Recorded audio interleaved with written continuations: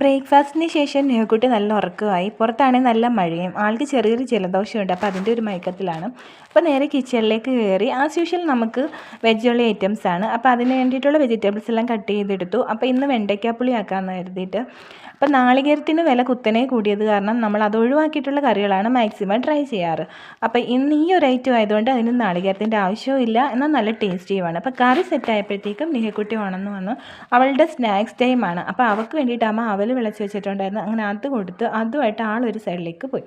അപ്പോഴത്തേക്ക് കറികളെല്ലാം സെറ്റായി വന്നു. നമുക്ക് ഇഷ്ടപ്പെട്ട കറികളാകുമ്പോൾ വിശപ്പ് കൂടുമെന്നാണല്ലോ. അപ്പോൾ തന്നെ ഞാൻ ഒരു പറ ചോറങ്ങ് എടുത്തു. പിന്നെ എൻ്റെ ഫേവറേറ്റ് കറികളെല്ലാം തന്നെ അതിലേക്ക് നിരത്തി. ആദ്യം തന്നെ പയറുപ്പേരി, വെണ്ടയ്ക്കാപ്പുളി, പിന്നെ ഇന്ന് രാവിലെ പയർ ഉലർത്തിയത് ഉണ്ടാക്കിയായിരുന്നു പുട്ടിൻ്റെ കൂടെ കഴിക്കാൻ വേണ്ടിയിട്ട്. അപ്പോൾ അതും അധികം ഉണ്ടായിരുന്നു. അപ്പോൾ അതും എടുത്തു. ആ പയർ വെച്ചിട്ട് ആ പയറ്റും വെള്ളം വെച്ചിട്ടുണ്ടാക്കിയ ഒരു രസമാണിത്. നല്ല ടേസ്റ്റാണ് കഴിക്കാൻ വേണ്ടിയിട്ട്. അപ്പോൾ അതും എടുത്തു. കർക്കിടക മാസം തുടങ്ങിയത് പിന്നെ അമ്മ എല്ലാത്തരം പിക്കിൾസും ഇട്ട് വെച്ചിട്ടുണ്ടായിരുന്നു. അപ്പോൾ അതിൽ നിന്ന് ഒരു പിക്കിളും എടുത്തു. സ്വാദിഷ്ടമായൊരു ഊണങ്ങ് കഴിച്ചു.